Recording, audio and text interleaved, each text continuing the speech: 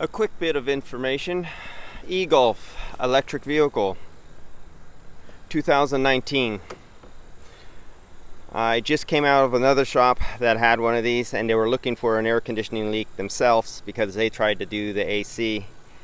The kid with his black light and his UV dye, he was looking at the front of the vehicle. He's scanning, looking at the condenser. He says, I was listening to them while I was doing another shop for the car right next door.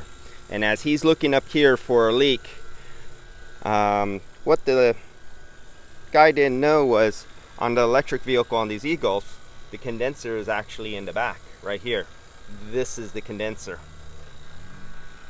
Your heat exchanger for your coolant is in front.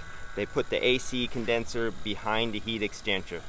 So while he was just wasting his time there looking for leaks, he couldn't figure out why he can't find his leaky condenser without doing his simple tracing of refrigerant pipes. He was wasting a little time there. At the same time, in the same shop, there was a vehicle next door to him. Another guy was looking for, it was a Acura, and the clutch wasn't coming on. The clutch was coming on. Go get the scanner. The whole time while I was like in the shop next door, just but adjacent to him, outdoor, listening to them talk, I'm performing air conditioning next to him. I finished the job. It was like almost an hour later. It was roughly 40 minutes. The kid was still on the scanner, and he was under the dash with the test light, and he was under the car with the test light. Had to go over after I finished, and I was packed up. I collect my check to go. I went over and I go, I think I might know what it needs. Hand me your screwdriver.